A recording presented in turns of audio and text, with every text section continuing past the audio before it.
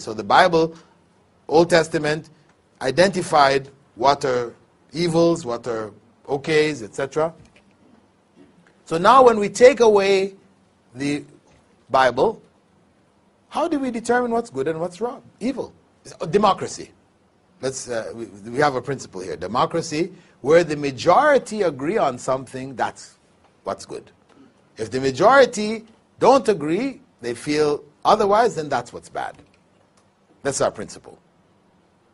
What that does, of course, is it removes any solid basis for morality in the society.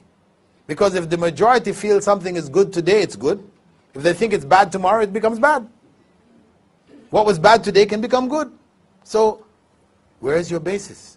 And that's exactly what has happened in the society. That the values that were held have been turned upside down.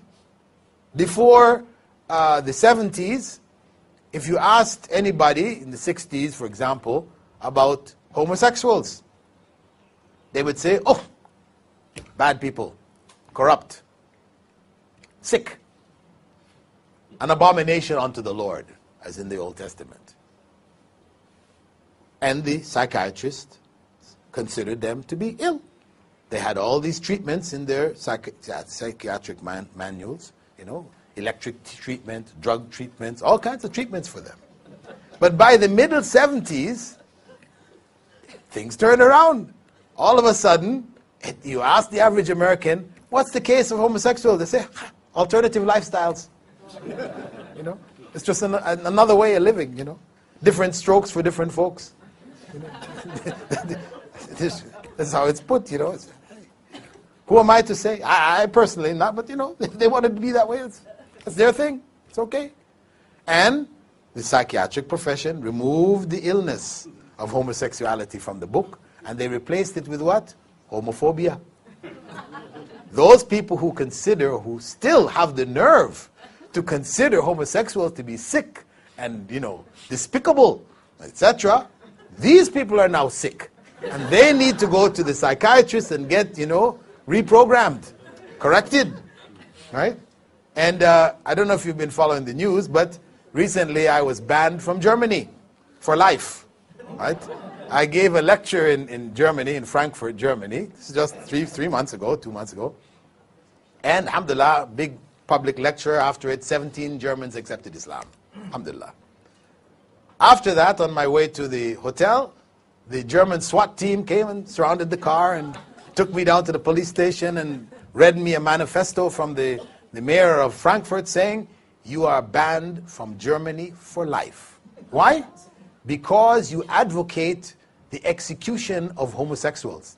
I said, what? How is that? Islamic law says that, if you're caught in the act in an Islamic state, you will be executed. If you've been seen by 4 witnesses, etc., execution, that's the law. They say, but homosexuals are a respected part of our society whose rights should be protected against anyone who would speak ill of them. And we fear that you, even though, yes, you're saying that you don't call for their execution, that this is Islamic law, but we fear that at some time you may say this to the young people and tell them to go out and kill homosexuals. So therefore we will ban you for life. So, Allahu Akbar. This is their position. And of course, this is just an ongoing saga with the homosexuals. So if you go on YouTube and you click Islam and homosexuality, there's only one lecture, mine. I gave one lecture, a part of a series of lectures, which basically was in defense of Islamic law and its rulings concerning adultery, theft, etc. It talked about many other things, but among them was homosexuality and its punishment in Islam. It was a lecture given in defense of Islamic law. It looked at all of the arguments of the homosexuals. They like to say, it's nature, it's in nature. It's not unnatural like you all are saying. Because we can find a fish off the coast of Japan who, when the male mates with the female, he now starts to act like a female. So the other males come and try to, mate with him, and that way they don't get to his female. Yeah, there's a fish like that off the coast of Japan. And there's also a butterfly in South America that does the same thing. So he said, it's not unnatural. So I said there that, okay, we also have the black widow spider.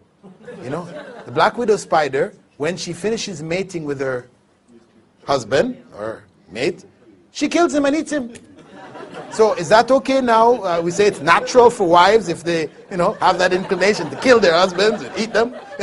So I said, so I went through their genetic arguments and all the different arguments, and I showed that they were false. So I've attacked the homosexuals according to their, judgment, because it is not for them. It's not enough to say, well, okay, we accept you. You have the right to make your choice. No, they're saying, don't even say anything against us. Not only toleration, we want to be respected and liked. And they have now introduced into the educational systems of the West. In the States, kids in grade 1 on the East Coast have a book which is called My Two Dads. Yeah, grade 1, My Two Dads. In it, Johnny has 2 dads, Tommy has a dad and a mom. But Johnny's 2 dads, they're really great guys. They take him to the beach, they take him to the playground, they take him here, they take him there, to get the children used to the idea of 2 dads. In England, the book they have is called The Prince. Grade 1, grade 2 students. The kingdom of so-and-so, they had a prince who they were trying to get a wife for. The parents were bringing this young, beautiful princess and this one. But no, he didn't like this one. Finally, he met another prince. And they liked each other, and they were close, and they were, very subtly feeding these ideas into the society. So they are coming at that civilization. They're coming at them in full force. In full force. And of course, it's coming at us too. Because from there, it comes to us. It's just a matter of time.